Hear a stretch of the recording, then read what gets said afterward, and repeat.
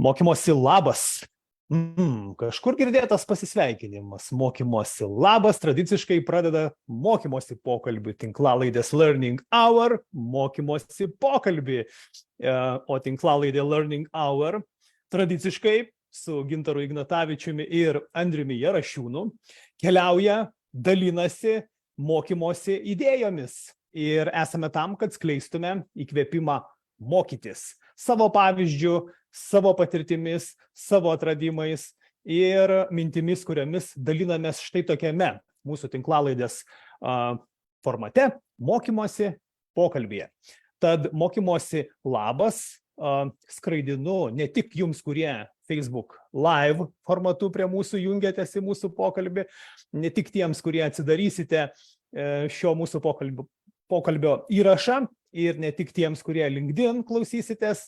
Žodžiu, skraidinu tą mokymosi labas ir jums, bičiuliai, ir savo draugui mokymosi pokalbių bendra keleiviui Andriui. Mokymosi labas, Andriau. Labas, sveikas, gyvas. Gintarai, labas, sveiki mielieji. Žiūrintis dabar, klausantis arba vėliau, jums patogiu metu, sveiki, gyvi. Nežinau, ar kas nors atkreips dėmesį į tai, man tai toks reikšmingas momentas. 25 mūsų pokalbis, 25 mūsų susitikimas. Tai va, toks gražus skaičius, kaip ten, žinai, visokie skaičiai, jau 25. Trečias sezonas, antras epizodas trečio sezono ir bendrai 25 tinklalaidė. Ir labai įdomi tema, kaip anonsuoju, tie, kurie gal, žinai, mažiau ruošiasi arba bando nustebti atėję, žinai. Tai man, tai žinau, kad Gintaras turi paruošęs daug ten visokių punktų. Tai tiesiog, Andriau, tiesiog, turbūt, kad tie punktai, vėlgi, iš visų pusių, turbūt pasižiūrėkime į tą istorijų pasakojimą. Aišku, šitą temą aš gyvenu, sergu, man patinka, domiuosi, atrandu, vėl pametu, vėl iš naujo atrandu tą temą ir tuos akcentus ir kaip sakoma, ta kelionė pametėja įvairiausių dalykų, ir pipiriukų, ir tų saldžių figų, ir visų kitų atradimų. Tai šiandien mūsų tinklalaidės mokymosi pokalbio tema, kodėl istorijos yra svarbios arba kodėl istorijos yra nesvarbios. Nežinau, čia iš dviejų požiūrio perspektyvų pasižiūrėkime šitą temą. Tad klausytojai, kurie su mumis tinklalaidės pulsą jaučiat, tai pasilabinkit komentaruose ir tuo pačiu turiu jums klausimą. Taigi, kurią pusę jūs renkatės? Kaip jūs galvojat? Kaip su tom istorijom yra pas jūs? Ar jums jos svarbios, ar nelabai? Tai A variantas būtų svarbios. B variantas būtų nesvarbios, nes ir taip mes skendime tose istorijose. O C variantas būtų susimąsčiau. Vat štai tema, susimąsčiau, kodėl istorijos svarbios ar nesvarbios. Tai dabar aš tą patį klausimą turiu ir bičiuliui Andriui. Andriau, iš kurios perspektyvos tu išvelgtum į šitą provokatyvų klausimą? Kaip tos istorijos yra tau? Svarbios ar nesvarbios? Aš, žinai, atsakymus pasižymiu ABC, kažkaip galvoju, kad bus 2 pasirinkimai, o tu 3 idėjai. Tokį susimąstymui, žinai. Taip, tai čia toks pabėgimo variantas. Taip. Tai toks, tai sako, susilaikė. Aš niekada nesuprantu, kaip galima susilaikyti, arba pritarė idėjai, arba nepritarė, arba ten, žinai, kaip balsuoja kažkur valstybės pareigūnai. Va, o čia staiga, žinai, taip pat susimąsčiau. Tai susimąsčiau. Okay. Aš irgi galvoju dabar, prie kurio čia man reikės šiandien, nes tarsi tuo gyvenu, tuo tikiu, o prie kurios pozicijos likti.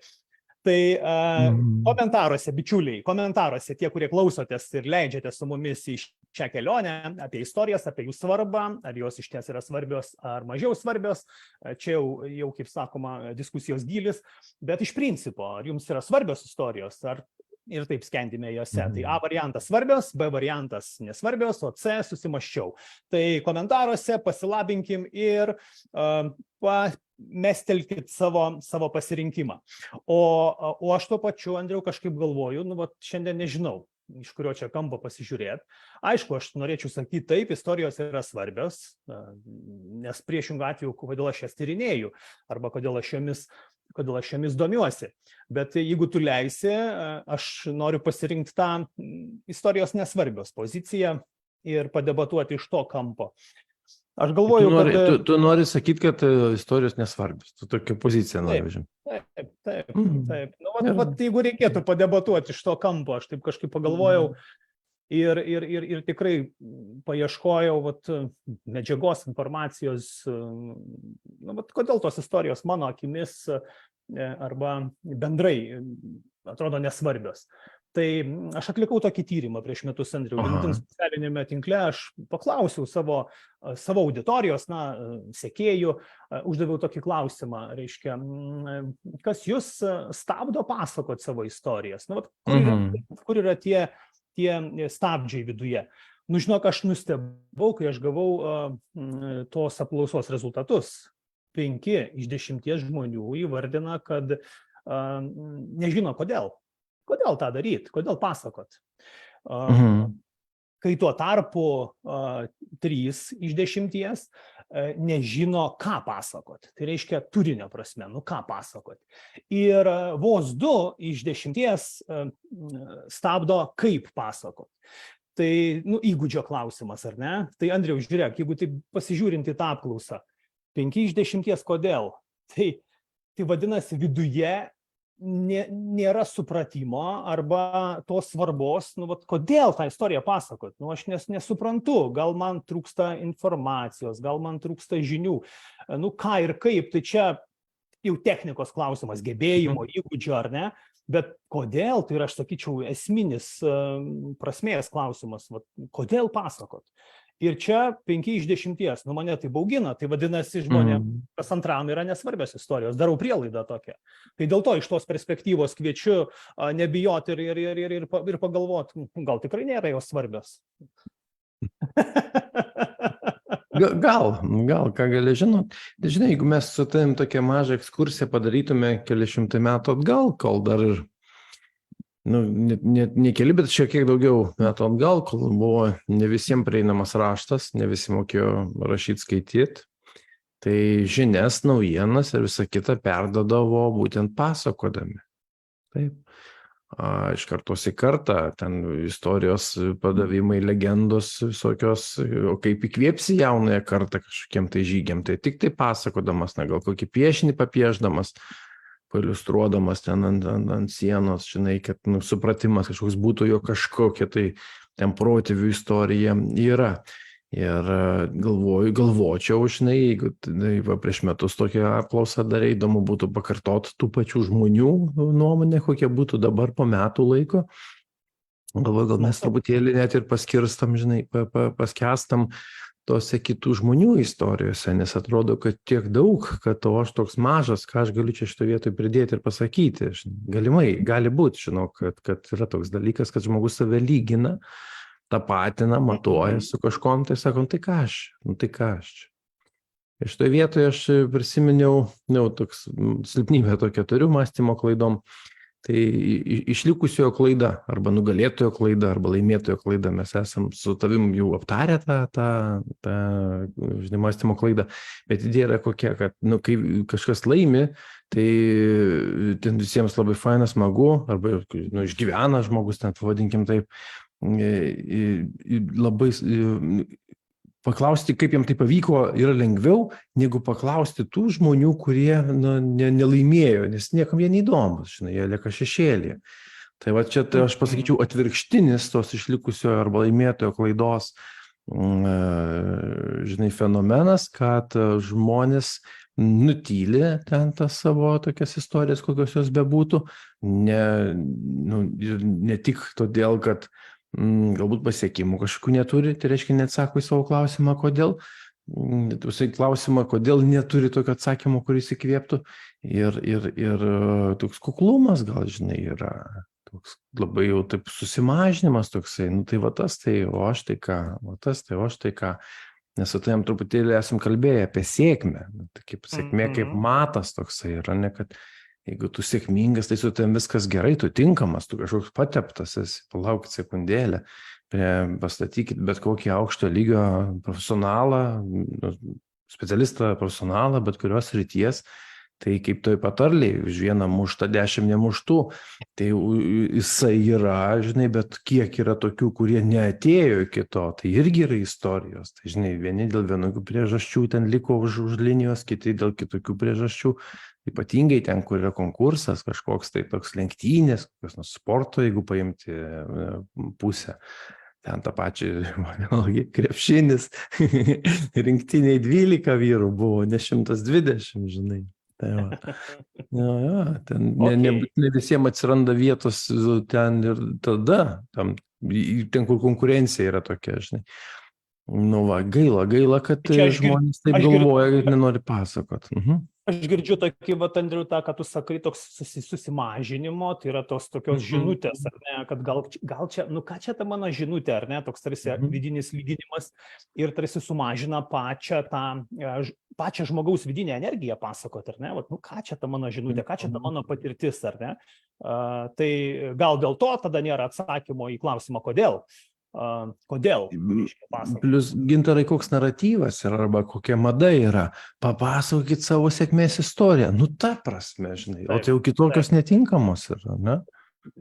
Visi sėkmingi. Aišku, yra dabar yra fenomenas kalbėti ir apie klaidas, ir yra kalbamos istorijos apie klaidų kultūrą.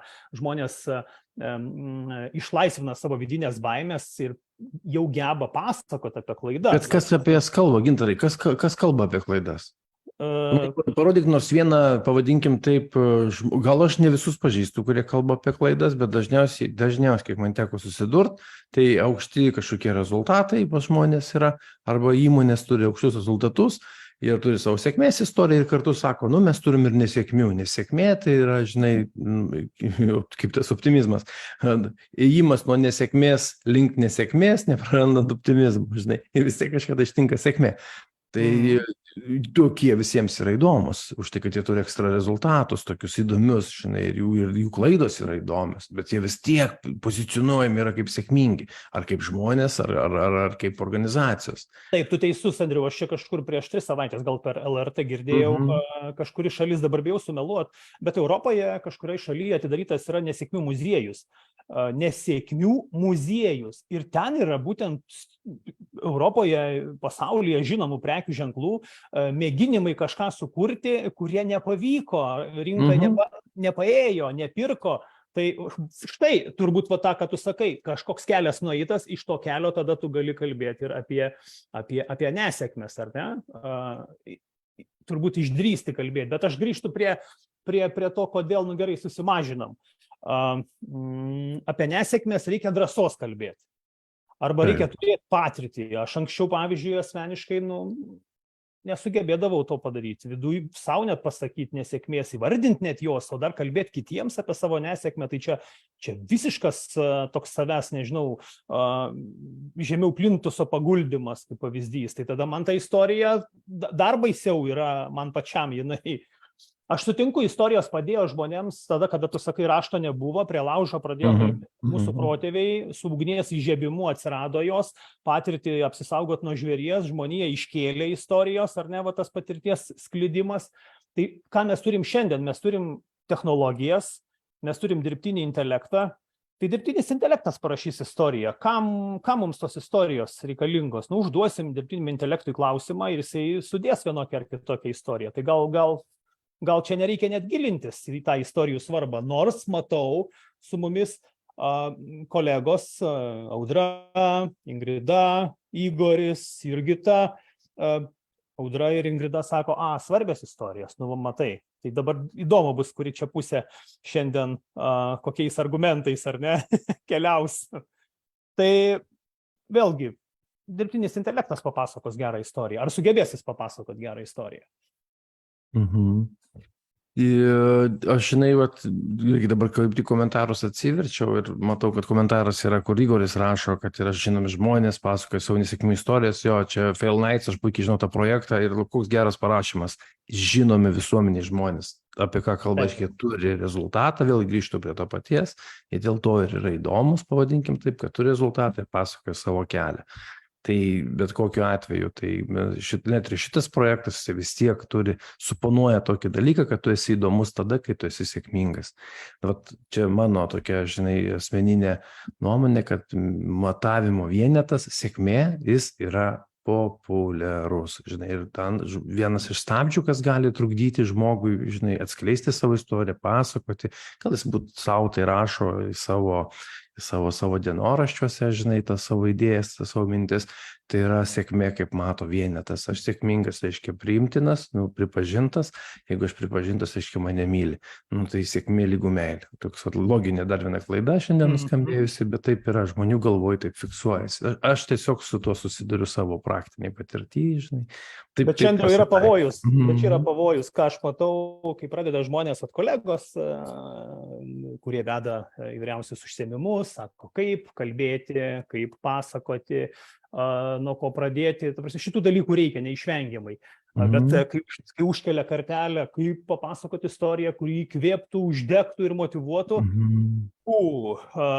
viduje dar labiau baimių skaliai pakelia, tada dar aš kažko nežinau arba kažko negebu.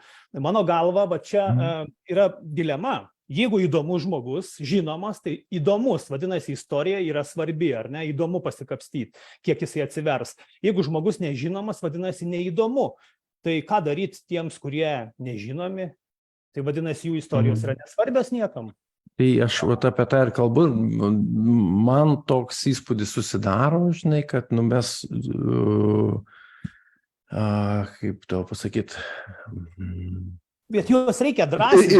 Rinka, va taip, tai nežinau, ar mūsų tokia misija yra, kad mes galėtume padrąsinti, žinai, ar mes norėtume, kad dabar kiekvienas išeitų ir pasakotų, kas ten jam sudėtingai gyvenime gaunasi, gal geriau būtų, kad įgūdžius irgi turėtų, žinai, pasakoti tas istorijas, nes žmogus kartais neatskiria, kur faktai yra įvykiai, kur yra jų interpretacijos ir emocinė būsena, žinai.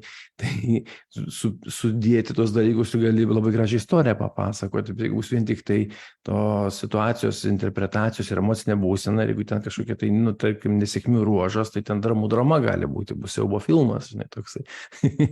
Nebent scenarijų tada rašytų žmogus kažkam. Tai aš už tai, kad ir mokėti jas papasakoti, pavadinkime taip jas pasimokyti, bet gal labiau, kad istorijoje atsiskleistų žmogus. Ir vėlgi tai gali būti maža bendruomenė, žinai, netgi, pavyzdžiui, taip grupinės terapijos idėja, ne, su kuo man tenka susidurti, kiekvienas atvejis ten yra atskira istorija. Žmogus turi laiko, jis apie tai kalba, jis kažką apie tai papasakoja, jis klausosi, žinai. Tai, padarom taip, yra kontekstų, yra tokių sąlygų ir aplinkų, kur tikrai visos istorijos yra priimamos, tikrai. Aha, žiūrėk, čia mes jau tada prie to svarbios ir nesvarbios ateisim prie susimaščiau, ar ne? Gerai, Andriau, kontekstais, viskas čia tvarkoj. Taip, yra formatai, kurie kviečia žinomus žmonės dalintis patirtimi, bet vėlgi grįžtų prie kiekvieno iš mūsų. Mums nereikia mokytis pasakoti istorijos. Mes ją ir taip mokam pasakoti. Mūsų prigimtis yra tokia. Mes turim tą vadinamą naratyvinį suvokimą, naratyvinę vaizduotę. Mūsų smegenys tai priima informaciją vakar, šiandien ir rytoj. Tai yra viena iš istorijos struktūrų. Ir žmogui papasakot, koks jis buvo vakar, koks jis yra šiandien, kokį jis į save įsivaizduoja rytoj. Čia nesunku. Tik reikia jį padrąsinti, kad jis tą gebėtų padaryti, ar ne? Paieškotų savyje tų faktų, tų pačių klaidų arba tų svajonių. Tik tada jam toje informacijoje įsijungs lemputė, kodėl atsiras svarba. Nes tol, kol tu nesikapstai, tau nesvarbu. Ir galvoju, čia visi kietai varo, o aš čia nelabai. Ir dar vieną baimę savo, pupt į krepšelį. Tai kalbant apie tai, Andriau, aš matau, kad žmonės dar viena tokia įžvalga 9 iš 10 tiek, kiek tenka bendrauti apie istorijas, apie istorijų pasakojimą, aš nuo 2015 tame. Ir klausiu, 9 iš 10 neužsirašinėja. Elementariai įgūdis, neužsirašo. Ką tai reiškia? Tai reiškia, jeigu tu neužsirašęs, sunku bus papasakoti. Nesudėsi istorijos, nesudėsi to naratyvo, neparinksi struktūros. Reiškia, šitas įgūdis labai svarbus yra. Žmonės neužsirašinėja savo tam tikrų faktų, tų pačių svajonių nepiešia, nors kai kurie sako, oi, aš vizualizuoju, noriu tą padaryti. Tai tada žmogui atsiranda kažkoks tai noras. Aš pastebėjau tokį dalyką šeštadienį. Mes padarėm pirmąją storytelling dieną nacionaliniai bibliotekoje. Prasidėjo nauja istorija ir kiekvienais metais švęsim ją, reiškia būtent rugsėjo 23-ąją. Ir aš išgirdau dar vieną dalyką, kada priėjo viena dalyvė knygos, autografo knygai, ir jinai sako, aš turiu svajonę. Aš sako, noriu savo pavyzdžiu ir savo kompetencijomis sukurti žmonėms daugiau vertės. Todėl man, tą, ką aš išgirdau šiandien, tai yra svarbu.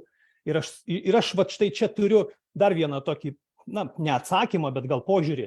Žmogui istorija yra svarbi tada, kada jis kažko nori daugiau. Aš nieko nenoriu, man viskas gerai, sėdžiu ant sofos, įsijungiau teliką, ką man tada tos istorijos? Aš kitų 24 valandas istorijas klausau per kokį ten kanalą, ar ne? Jeigu intelektualesnės, tai klausau Auksinį protą, gal jau ne istorijos ten, einu į Fail Nights, štai, ar ne, žymių žmonių kaip pavyzdys. Bet jeigu aš nenoriu, tai man nesvarbu. Bet jeigu aš noriu ir nebijau norėti didesnių dalykų net pats už save, tai tada man istorijos yra svarbios. Gyvas pavyzdys. Žmogus sako, aš noriu kažką padaryti šitam pasauliu daugiau. Ir man tai yra svarbu. Ji taip įvardina, mergina. Man tai buvo kažkas tokio. Tai galvoju, geras tinklalaidai mūsų turinys pats ateina. Reiškia, ką tai reiškia? Kai žmogus nori kažko, jam svarbu. Kai nenori, jam nesvarbu. Va čia kontekstai turbūt, Andriau, tada atsiranda, ar ne? Tai bet kokiu atveju, tai jeigu jau čia mes turim tokį, situaciją, kur žmogus sako, aš noriu, tai jau jis ir plus labai gražiai vardino, tai kaip misijos, kaip formuluotė gali būti, kad mano kompetencijos, mano kompetencijos ten pagelbėtų, padėtų. Tai vienareikšmiškai žmogus įdarbina, įveiklina, galbūt netgi toks žodis labiau tiktų, visą savo turimą know-how, arba gal ne visą, tai tada bet kokiu atveju turima tai, kai yra sukaupęs, žmogus tada skriptingai eina į priekį, fiksuoja, kaip tu sakai, užsirašo, renka savo pasiekimus. Jau kažkaip tai tada tą merginą, labai linkiu, kad jinai taip ir padarytų, kad mes išgirstume jos istoriją. Tu ją juk pažįsti, tai tu pasakysi, va, čia šita mergina. Aš tikiu, kad jai padės ir priemonė, kurios ji norėjo, tai mano knygos Netobulo herojaus legenda. Būtent gidas, ten yra gidas toje knygoje, kuris tyliai veda žmogų užsirašinėti savo istoriją ir tas gidas viską struktūruoja automatiškai, reiškia, kaip dirbtinis intelektas pagal kažkokius algoritmus dirba, taip tas gidas dirba, žmogų veda per istorijos vieną iš patikrintų struktūrų. Tai aš tikiu, kad jinai tą ir padarys, nes aš matau žmoguje norą. Ir čia man praėjusią savaitę, Andriau, teko dalyvauti pas Dainių Baltrušaitę HR konferencijai. Nuėjau pirmą kartą, beje. Aš visada galvojau, kad HR žmonės, nors aš mokymų srityje dirbu, kad nėra mano tikslinis klientas ir tai ne mano burbulas, kad man patogiau, paprasčiau, greičiau, eiti tiesiai, bendrauti su vadovais ir panašiai. Ir nuėjau į konferenciją. Nuėjau dar ir pranešimą padariau, tokį eksperimentą pasidariau, naują formatą pranešimo istorijoje ir išgirdau vieną įdomų pranešėją, kuris gyvena 7 metus Kijeve, Vytautas Bučiukas, bankininkas, dirba lyderystės ir coachingo srityje. Jis grįžo trumpam į Lietuvą ir dabar vėl grįžo gyventi į Kijevą. Nors atrodytų šalis, ar ne, kurioje vyksta karas, ir jis dalinosi savo požiūriu, palygindamas tos šalies žmonės ir mūsų žmonės. Ir man taip stipriai nuskambėjo Vytauto lūpose frazė, kad mes tarsi tokie, kurie norim tokios saugumo, tokios gerovės, bet mes nebenorim daugiau, mes bijom norėti daugiau. O ten, sako, koks proveržis ir kokios degančios akys, kad grįžti čia tokie atrodo, mes prigęsę esam, mes tokie, kaip čia pavadinti, nu tokie, nebenorim daugiau, kažkokie nebealkani ir panašiai. Tai vat man tas istorijos svarba, noriu daugiau, man tai yra svarbu, nebenoriu daugiau, tada mano istorijos visos nukeliauja į antrą planą. Tai čia aš taip galvoju, vat tiesiog darau prielaidą iš to, ką girdžiu aplinkui. Jo, bet aš ką girdžiu iš tavęs, tai tada tokį vis tiek aiškumą reikia įvesti, kad noriu daugiau, tai nedaugiau suvalgyti greičiausiai, nedaugiau ten arbatos puodelį išgerti, o padaryti daugiau, čia apie kūrybą eina, apie pasiekimus kažkokius tai. Pažinimą. Bet Andriau, čia vėlgi du keliai yra. Mes esam kalbėję ne kartą. Tu esi sakęs, gyveni taip, kokią istoriją pats savo pasakoji. Tai yra vidinė istorija, ne tai, kad daugiau, bet vidinė istorija save pažinti. Ir čia aš nebegaliu, man nebeapsiverčia liežuvis pasakyti, kad istorija tavo istorija tau yra nesvarbi. Tai yra visiška nesąmonė. Nebent tu savo identitetą taip esi pametęs, arba jo nerandi, arba save slopini. Netgi, pavyzdžiui, kai kurie žmonės, neminint vardais, aš kažkada Facebook'e padariau tokį pakvietimą į kažkokį tai užsiėmimą ten į dirbtuves ir padariau tą tarmiškai, pakruojietiškai. Tai yra ten, kur mano šaknis ir mano kalba. Ir komentuoja žmonės iš mano tėviškės, kurie gyvena užsienyje, išvažiavę, emigravę. Ir komentuoja taip, kad oi, kokia keista kalba, kaip keistai skamba. Tarsi gėdijamės mes savo šaknų. Tai jeigu tu savo istorijos gėdijas, tai tada, nežinau, kažkaip ta vidinės istorijos svarba, tai kur tada atsakymas? Aš negaliu pasakyti, kad mano istorija yra nesvarbi. Nežinau, gal galima tai pasakyti, gal Andriau, tu girdi, kada ateina pas tave klientai, konsultuojasi ir tu sutinki tokius atvejus. Ką sako žmonės? Ar jiems yra svarbi jų istorija, vidinis naratyvas tas? Ja, gal tada padarom taip, aš pabandysiu prieiti prie šito tavo klausimo, kadangi, žinau, mes turim komentarų, ten matau, kad reikės ir sudalyvauti tame, tai aš, Gintarai, atsakydamas tavo klausimą, ką aš girdžiu žmonių arba ką man jie pasakoja, aš būna tikrai gana dažnai girdžiu, ne 100%, ne kiekvienas atvejis toks yra, bet yra toks žmogaus noras būti panašiu į kažką. Tai reiškia, kad norėčiau, kad būtų, kaip buvo anksčiau, jeigu ten kažkas atsitiko žmogaus gyvenime, norėčiau, kad būtų kažkaip, kaip buvo anksčiau, norėčiau, kad nebūtų kaip yra, norėčiau, kad būtų panašu kaip ten, norėčiau gyventi normaliai, kaip sako žmonės, tai ten kažkoks normalumas, kad būtų gyvenime. Tai kadangi mūsų klausimas yra toksai, kodėl istorijos yra svarbios, aš galvoju, kad mano asmeninė istorija man yra svarbi, tai aš taip pasakysiu, jeigu žmogus galvoja, kad jam istorija nesvarbi, jo asmeninė, tai jis vis tiek kažką turi daryti. Jis tada dairosi svetimų istorijų, patinkantį modelį randa, bando perimti jį ir užmauti ant savęs.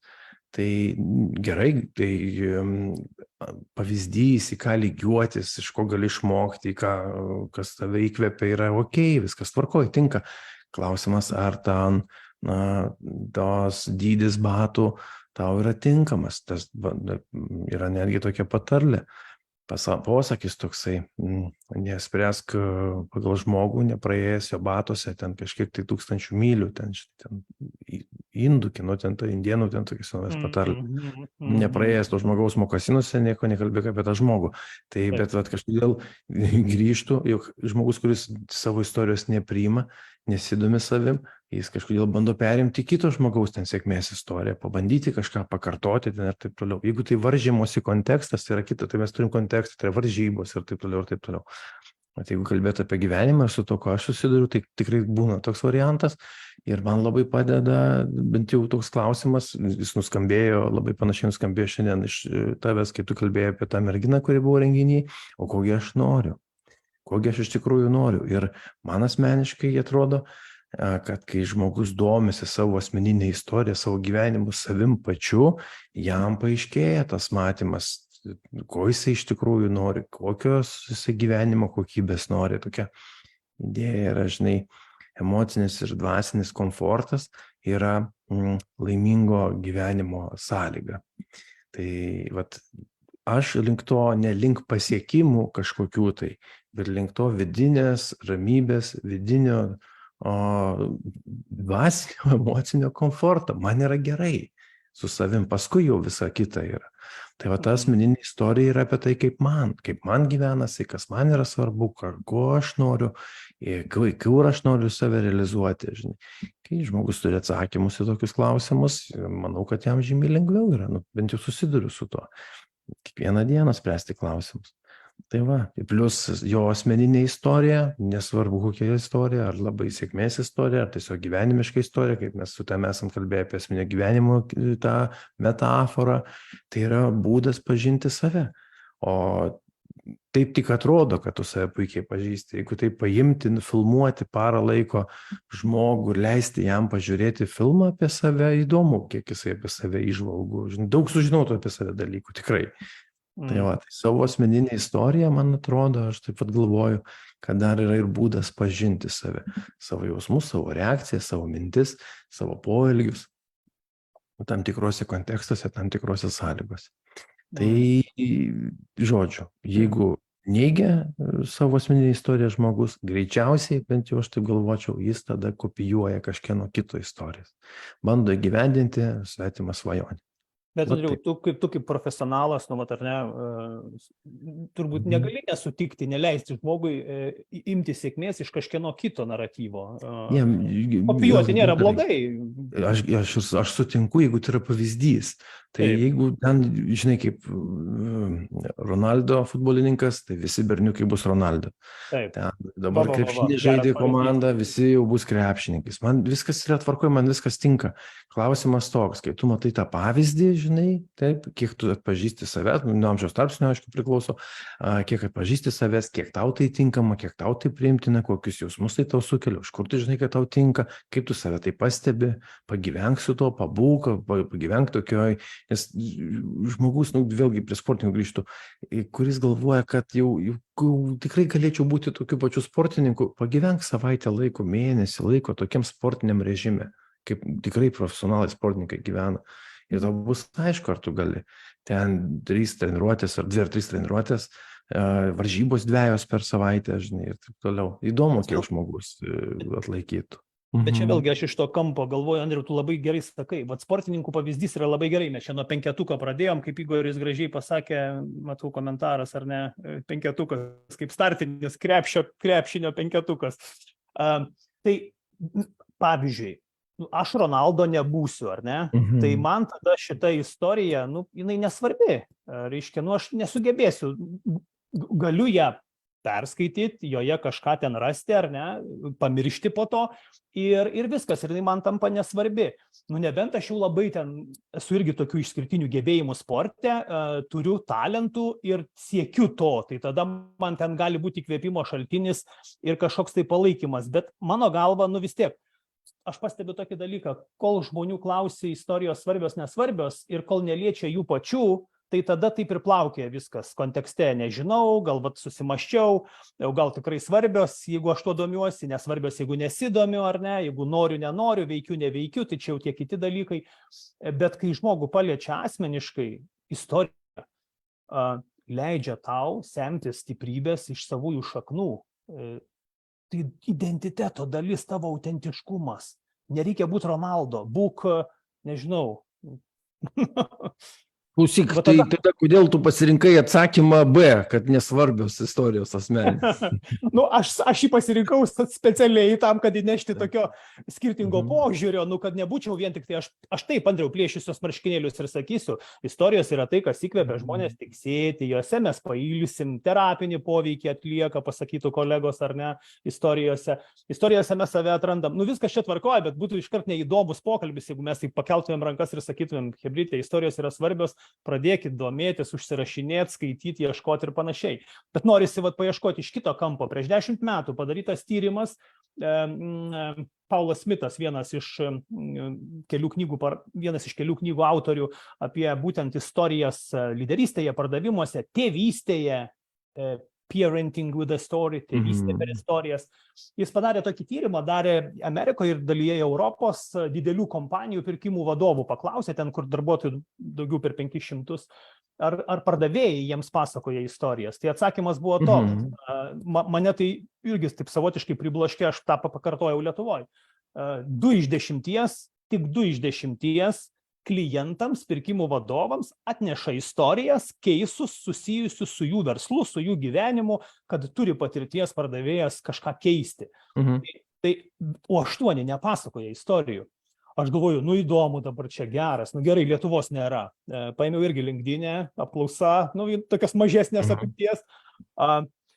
Klausiu, ar pardavėjai pas jūs atėję į kompanijas, kalbėdami apie savo prekes, produktus, paslaugas, ar jums pasakoja istorijas, kuriuose jūs galėtumėte rasti save, tai reiškia su jūsų verslu susijusias istorijas. Atkartojau tą patį klausimą. Ar turi namų darbą pasidarė, taip. Taip, tai pas mus šiek tiek pozityvesni atsakymai, 4 iš 10 sako ne, 3 sako taip ir 3 sako kartais. Tai aš taip pagalvoju, 3 taip, 7, ne, bet dar ten yra kartais. Tai galvoju, mes šiek tiek tokie jau kaip pažengę, diktuojam madas. Ten 10 metų atgal tyrimas darytas. Tai vėlgi, kur svarbios jos? Jeigu mes jų nepasakojam klientams, tai ką mes neturim patirties? Gal einam pas naują klientą, IT sektorius, tarkim, ar ne, kaip pavyzdys.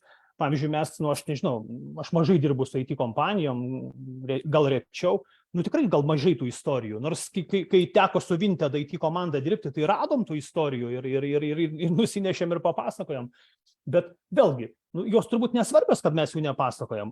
Ar mes tame nerandam svarbos, kad tos istorijos kažką gali duoti? Vėlgi, kur atsakymas tada? Jeigu nepasakojam, tai nesvarbu vadinasi. Gal tokia, vartotojiškumo kultūra praeina, suvalgėm, tuo metu buvo smagu ir pamiršom, žinai. Kaip vakarėlis, tada istorija, tada pavadinčiau tokia metafora būtų, kaip, žinai, vakarėlis. Tenais įvyko kažkas, buvo faina, smagu, ryte atsikėliau, laukiu, kada sekantis, kas tai pagal tvarkaraštį. Ir tada, Andriau, atsiranda, nueini su klientu kalbiesi, sakai, tyrinėjų istorijų pasakojimą, sako, ką? Storytelling, it's a joke telling. Štai vakarėlio metafora, vakarėlio nuostata gauni į kaktą ir vėlgi pameti svarbą. Tai tada, jeigu tu taip sakai, vadinasi, tau yra nesvarbu tos istorijos. Joke telling, pasijuokim, galbūt kažkoks anekdotai patinka beje žmonėms irgi. Tie joke telling. Irgi istorijos, tarp kitko, tai irgi istorijos. Aš žinau, suprantu, Gintarai, kad kontekstas vis labai daug lemia. Ir jeigu kalbėti apie verslo kontekstą, tai mes turim vienokių tokių pavyzdžių, aš iš savo praktinės patirties darbant su klientais individualiai, tai mes tik tai ir darom, mes tik istorijas ir tyrinėjam. Ir kiek mano užduotis yra tam tikrą prasme padrąsinti, būti tuo, žinai, resursu, į kurį žmogus gali atsiremti ir drąsiai kalbėti, pasakoti savo istoriją, žinai. Tai aš taip suprantu, kol bus pasaulyje psichologų, psichoterapeutų ir kitų pagalbą žmonėms teikiančių profesijų atstovų, tol istorijos bent jau kabinetuose skambės. Čia reikia, Andriau, sulaužyti vieną dalyką, vieną, pieštuką, ar ne? Jeigu tu esi žinomas žmogus, tai tavo istorijos yra įdomios, nežinomos, neįdomios. Laužiam šitos mitus. Čia tai yra marketingas tikrai. Taip, tegul eina ir daro, bet išdrįskit patys savęs paieškoti savo istorijoje. Aš kai pradėjau savęs ieškoti, aš apakęs buvau, aš kiek informacijos gavau, gaila, kad mano mama išėjo, aš nebespėjau jos net kai kurių detalių susirinkti apie gimimą savo. Aš krikšto mamos klausiau, kokie ženklai lydėjo mano gimimo istoriją ir aš susirinkau, aš tiek atsakymų gavau, tiek stiprybės gavau tame, kad aš tai žinau, kokioje aplinkoje, kokiam kontekste, kokiam laikotarpį ir kaip apskritai aš atėjau į šitą pasaulį. Tai yra kažkas tokio. Energijos šuolis į viršų ir tiek te reikia savo gimimo istoriją, vieną baltą popieriaus puslapį, pradėti susirinkti apie save. Mano Ingridai, važiavom į, deja, kaip sako, giminė susitinka tik per laidotuvės, tai važiavom į Pagėgius, jos mama mašinoje, sako, Ingridėlė, sako, va čia buvo gimdymo namai Pagėgiuose, va sako, šitam antram aukšte tu gimei. Ingrida sako, sustok, noriu pasivaikščioti, noriu apie tą pastatą. Taip. Įsivaizduoji žmogui per 40 su virš, ar ne? Ir detalė, kuri, pamatai kažkokią tai vietą, kažkas, bet tai yra svarbu. Tai va tokie dalykai, mažytės nuotraupos tave formavę dalykai. Tai čia tada įsijungia tas, jau tau nesvarbu, gal.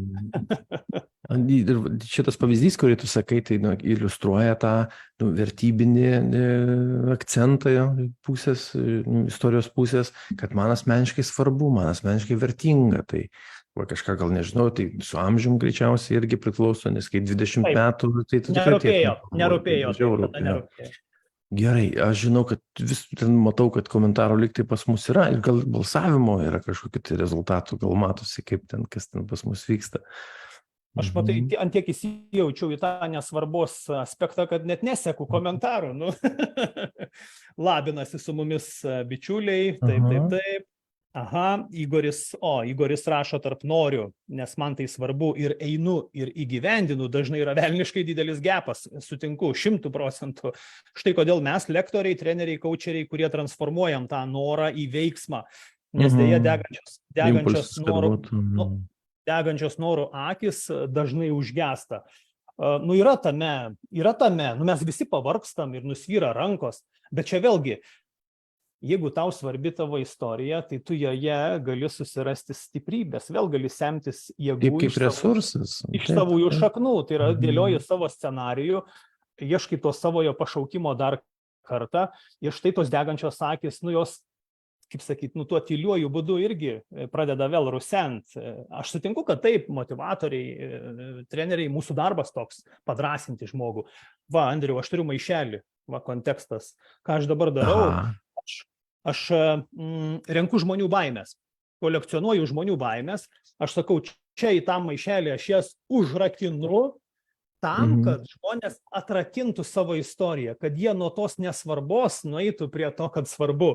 Ir čia yra įvairiausių baimių, kurios stabdo žmonės pasakoti istorijas. Jau per 70 žmonių, būtent jau iš šitą, mano baltas maišelis, kol kas galėtų būti juodas maišelis, ar net ten baimių užrakinimo maišelis, tebūnie baltas, įvardina baimės, kurios juos stabdo pasakot. Ir aš darau tokį tyrimą, noriu padaryti tokį reprezentatyvų, surinkti mažiausiai 300 žmonių, rinkti baimės ir iš to padaryti vienokias ar kitokias įžvalgas apie tą istorijų svarbą ir kas žmonės stabdo. Vieną iš jų šiandien skaičiau, viena iš įdomių baimių, tarp kitko, Andriu, mes kažkada kalbėjom šiek tiek apie apsimetėlio sindromą, tą imposterio sindromą. Yra baimė, kai aš sužinosiu, reiškia, ką mano istorijos gali, mane gali stabdyti mano imposterio sindromas. Aišku, yra žodis prirašytas gali stabdyti. Tai vadinasi, arba ta baimė tikrai yra, arba jinai tik tai, užsirašiau savo, kad gal tokia baimė mane gali stabdyti. Bet unikalūs dalykai, vėlgi, apie tą žinutę, kaip tu sakei, mano žinutė galbūt kažkam nieko nereiškia. Bet kas įdomiausia žmonėms, dar vieną paskutinį tyrimą, bet prie tos nesvarbos, žmonėms įdomu žmonių asmeninėse istorijose rasti vertingą patirtį kito žmogaus, kaip jis tą problemą išsprendė. Kiek prakaito lašų nubraukė, kiek kartų nukrito, kaip atsikėlė. Žmonėms yra svarbus dalykai kitų žmonių istorijose. Tik tai galbūt mes nesugebam padrasinti, pakelt viso to ir tą svarbą komunikuoti kažkaip gal kitaip, o ne kaip papasakoti istoriją, kad jį įkvėptų, motyvuotų ir kviestų pasaulį vestis, keistis, verstis didesniu greičiu nei jis sukasi. Ir tada mes patys savo padarom meškos paslaugą. Jeigu mes, žinai, grįžtume prie Josepho Campbello herojaus kelionės, kur ten pačioj, herojus eina kelionę savo, taip, ir pačioj pabaigoj arba bet kokia atveju grįžta kažką išmokęs ar nugalėjęs ten tą, jau pavadinkim taip, antagonistą, ar kad ir pralaimėjimas yra, bet kokia transformacija kažkokia tai vyksta, herojus kažką tai išmoksta. Tai aš pasižymėjau 3 dalykus, kodėl nepasakoja, bijo, neužsirašo, tu sakai, mes abu aptarėm, kad nuvertina save, ir 4 dalykas, kur aš dabar galvoju tik kaip suformuluoti tiksliai, kad būtų ne tai, kad nepasimoko, nereflektuoja, kabo ore man šitą idėją, kas dar žmonės stabdo pasakoti, džiaugtis tom savo istorijom, tas nuvertinimas čia labai šalia ir tų savo pasiekimų nuvertinimas. Bet aš taip sakyčiau, gal nereflektuoja. Jeigu reflektuotų, pasidžiaugtų, nepasidžiaugia. Su tebūnie priešdėliu bus, bet nepasidžiaugia. Andriau, ir čia va tą, ką tu dabar pasakėjai, aš girdžiu labai laiku įkritusi Snieguolė, įkritęs komentaras, va irgi refleksija, va štai, Snieguolė dalinasi, geriausiai pasakojimas apie save yra išmokstamas per darbo pokalbius. Va, čia geras, iš tikrųjų taip, nes tada imi savęs kokią ten tą versiją pagražintą, ar ne, nenukrypstant. Kuo labiau nesiseka gauti darbo, tuo dažniau tenka papasakoti savo istoriją apie save. Tai reiškia, žiūrėk, vėlgi, ar ne, va ta skausminga, nesiseka, ar ne, ir tada, bet ieškau tada stiprybės, tada man tampa svarbu, o ką aš iki šiol padariau, kad man sekėsi, o ką aš tokio dariau, kad atėjau iki tol, kur esu šiandien, kas man padėjo, va aš visada mėgstu sakyti, žmonės, kokius žmonės galėtum įvardinti, kurie tau padėjo ateiti ir būti tokiu, koks tu esi. Žiūrėk, vėl grįžtam prie nesėkmių. Tai man svarbu tik tada, kada man nesiseka, arba tik tada įsijungia tas svarbos požiūris, kad nesiseka ir tada pradedu galvoti. Ir Gintarai, žinai, ir vėl man toks pasipriešinimas ir vėl sėkmės matas. Tai reiškia, arba turiu rezultatą, arba turiu milijoną kartų susimauti. Tada aš esu vertingas. Gal aš tik tai taip suprantu čia ir dabar, žinai. Ir Vaidas dar dalinasi komentaru, irgi pritarė darbo pokalbiams, kad va čia yra trigeris. Trigeris, kuris jungia svarbą tavo istorijai ir tada tu pradedi galvoti, o geras. Supratau. Gerai, pabandom šitaip. Vėlgi kontekstas. Tam kontekste, netgi taip, jeigu aš būčiau dabar, pažiūrėjau Vaido tą komentarą, kad 6 pokalbiai per 3 dienas ir ten jau ant tiek įgudo, kad į neužduotus klausimus geba atsakinėti. Tada, ką tau pačiam, aš taip sakyčiau, ką man pačiam, man sako, žinai, visi tie susitikimai. Tai aš daryčiau šitaip. Ir tai būtų mano asmeninė istorija, kurią nebūtina pasakoti kitiem, bet aš žinočiau, kad man tai buvo. Reiškia, net ir jeigu Vaido atveju 6 pokalbiai, pirmas pokalbis, į kur aš atvažiavau. Ta prasme, kaip vyko ta diena, kada aš atsikėliau, ką aš pavalgiau, kaip aš buvau nusiteikęs, ką aš galvojau apie tą įmonę, jeigu ten yra darbo pokalbis, kaip mane sutiko, kur mes sėdėjom, kaip atrodė stalas arba aplinka, kokią aš girdau klausimą, ta prasme, kaip aš jaučiausi, mane tai gąsdino ar mane tai įkvėpė. Kai aš kalbu apie tas asmeninės istorijas, aš matai gal truputėlį labai specifiškai žiūriu į tai, man yra svarbus dalykas, kad žmogus papasakotų savo jausmą, kaip jis jaučiasi. Man nesvarbu sėkmė ar nesėkmė, man svarbu, kaip jis jaučiasi, ar jis atpažįsta, kas vyksta, ar jis pažįsta savo reakcijas. Pavyzdžiui, nuskambėjo kažkoks garsas, kuris jam yra neįprastas. Ir jis sako, aš sutrikau, o geras, tu save pažįsti, reiškia, tokie garsai tave ten išmuša, taip, arba suerzina, arba dar kažkas yra. Arba kaip idėja žmogus, kaip pavyzdys čia, tik teoriškas. Atsinešė rašymo priemonę, reikėjo kažką užsirašyti ir nerašė tą rašymo priemonę. Ir gal jis pasijuto labai nesmagiai, arba jam gėdos jausmas kilo paprašyti kitos rašymo priemonę, žinai. Tai vėlgi mes turim tokį momentą, kad pasirodo, jis turi tokį asmeninį barjerą, žinai, dalyvauti aktyviai, kokybiškai dalyvauti gyvenime. Yra toks žodis vitališkumas arba gyvybingumas. Tai vat vitališkas arba koks. Vardas toks yra Vitalis. Vitališkas. Tai yra trokštantis ir galintis gyventi.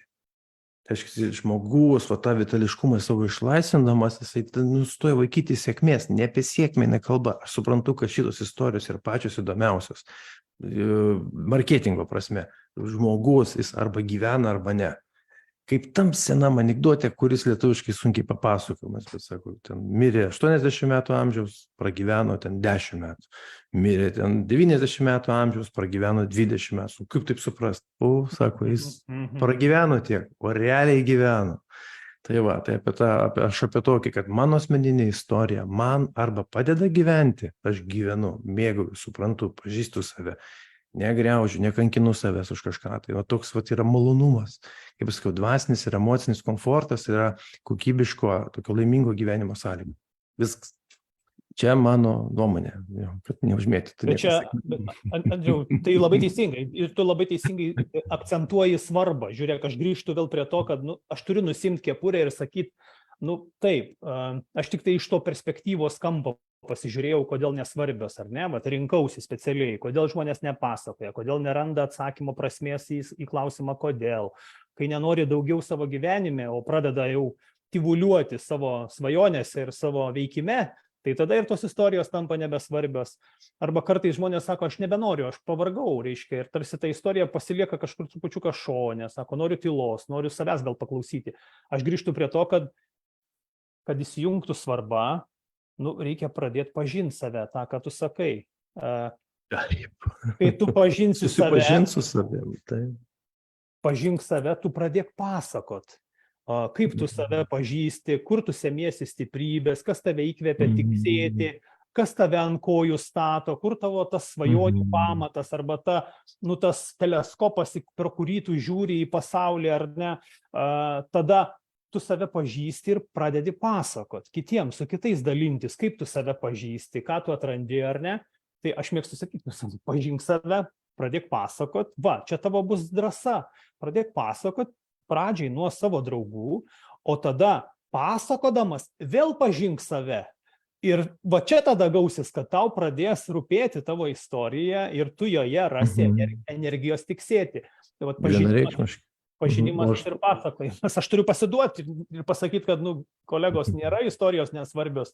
Jos yra svarbios mums turbūt tada, kada mes juose randam save, kada kažko galim išmokti, tada mums turbūt svarbu, tampa svarbu. Jeigu nenorim, tada nereikia, tada mums nesvarbu. Tai čia tie du požiūriai vis tiek jie vien šalia kito, neišvengiamai. Negalima taip sakyti, kad visos istorijos yra svarbios. Ne, bet su mumis pačiais susijusios istorijos, tą, ką tu, Andriau, palietei, tas vidinis naratyvas. Mano vidinė istorija, kurią aš pats savo pasakoju, ir ją galiu net perkurti, perrašyti, gi čia scenarijai tai yra keičiami.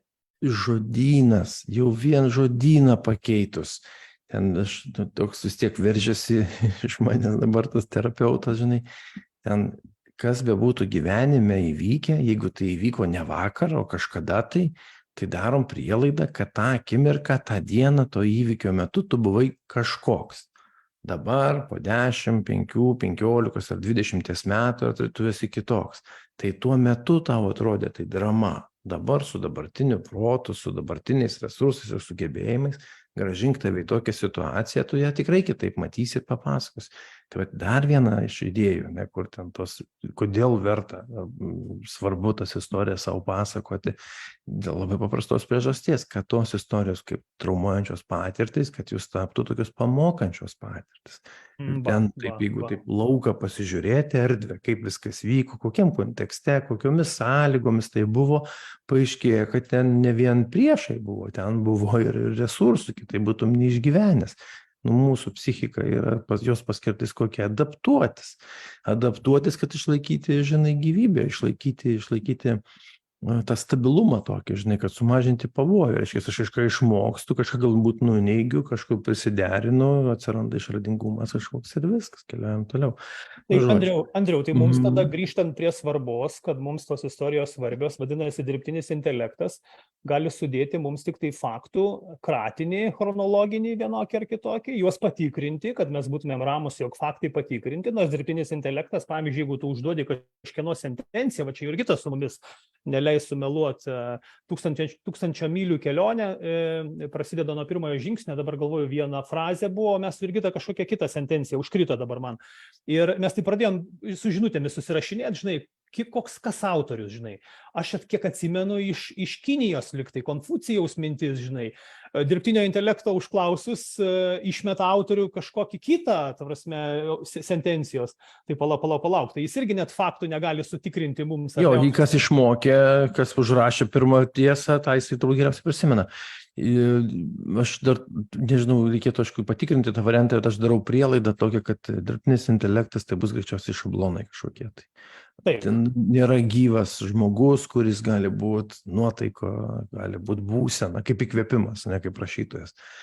O tai jisai vis tiek kažkokiai nuotaikui turi būti, kažkokiai tai būsenai turi būti, kad jam gautųsi, bet jis būna, kad rašo, kaip ir tu. Kai jūs sakai, kad visokiose būsenose rašai ir tai iš karto atsispindi tekste arba ten teksto kiekį per dieną. Tai aš sakyčiau, kad kol žmonija tol pasakos istorijas ir tol istorijos bus svarbios, kol jose bus gyvo žmogaus pėdsakas. O tu čia viskas apibendrinai, sudėjai, Andriau. Aš galvojau, kurioje vietoje mes čia su juo, klausyk, sukonkuruojam, ar ne? Ir su kokiu turim, ar ne? Net ir žmogiška klaida gali istoriją papuošti iš tikrųjų. Taip, apie ką kalba. Ten viskas, kai gražu, faina, smagu, malonu, tada mums greit rašyti nereikės mokytis, skaityti nereikės mokytis, nes tu užsakysi žodžiu, tau atspausdins, net skaityti nereikės, į ausis tau perduos viską, tai kam tada mokytis kažką? Tai žiūrėk, tada, Andriau, tada tai vėlgi, tada nesvarbu, užsirašinėti nereikia, dirbtinis intelektas užrašys, mokytis nereikia, dirbtinis intelektas už mane padarys CV, nueisiu, turėsiu dirbti pagal tą CV, darbo pokalbėje klaus manęs mano istorijos, bet dirbtinis intelektas bus ją taip pagražinęs, kad aš ją pamiršęs pasakosiu arba pagražintą, arba ne savo versiją. Tai tada... Apps atsišiausiu kažkur, tai kad už mane tai papasakot. Žodžiu, čia toks dar viena tema atsidaro. Aš žinok, silpnas esu dirbtiniam intelektą, turiu prisipažinti, aš esu labai pradedantysis. O aš irgi tik pradedantysis mokausi, bet turbūt, kad, kaip ten sakoma, reikia pasižiūrėti, ar ne, ir susidraugauti, vėlgi adaptuotis, kaip istorijos padėjo žmonėms iškilti prieš žvėris, ar ne. Čia istorijos mums leidžia išlikti žmonėmis. Ir va čia atsiranda ta svarba. Ten tik įrankiai, ten dirbtinis.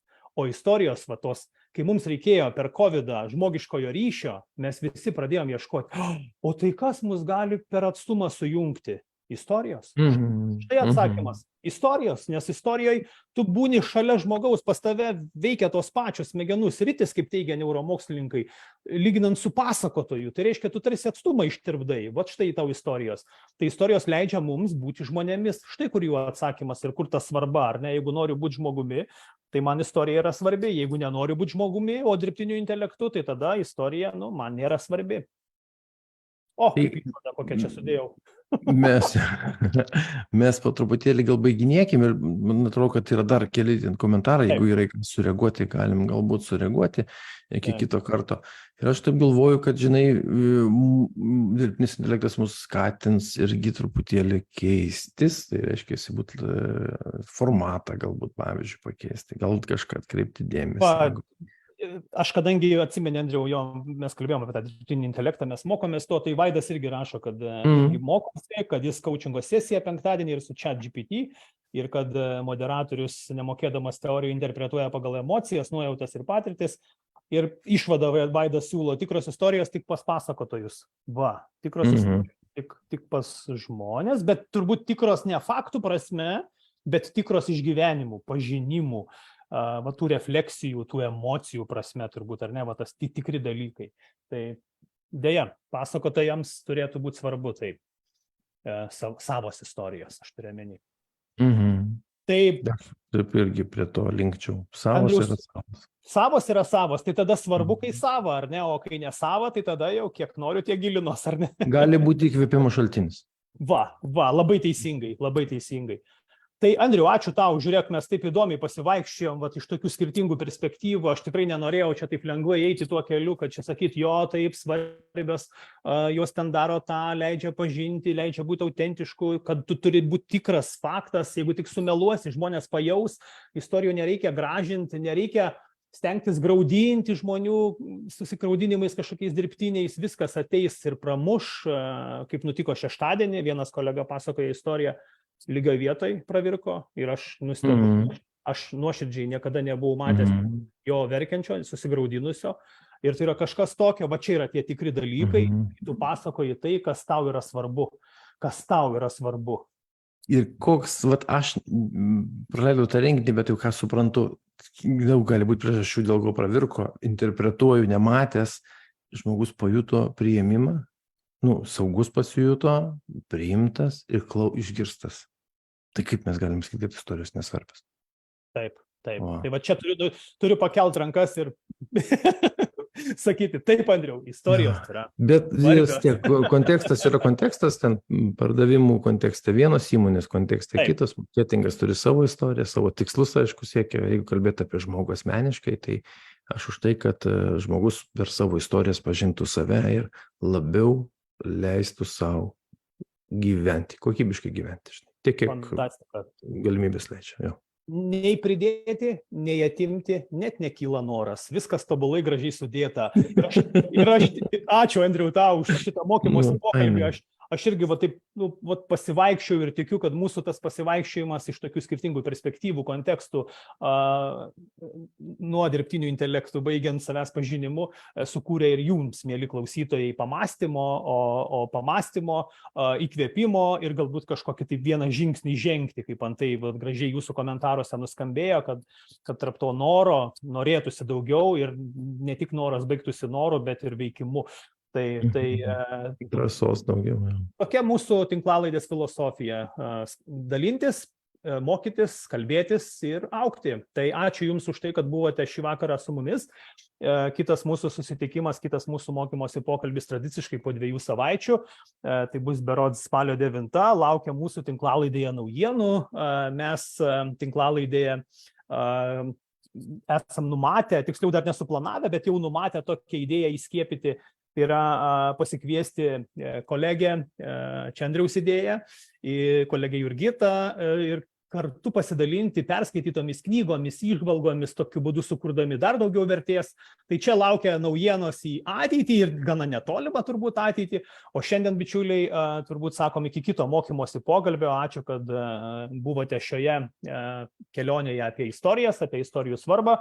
Ir mėgaukitės gyvenimu, pasakokit, pažinkit ir pasakokit. Iki kitų susitikimų. Ačiū, Andriau, tau. Iki kitų susitikimų, Gintarai, iki. Iki.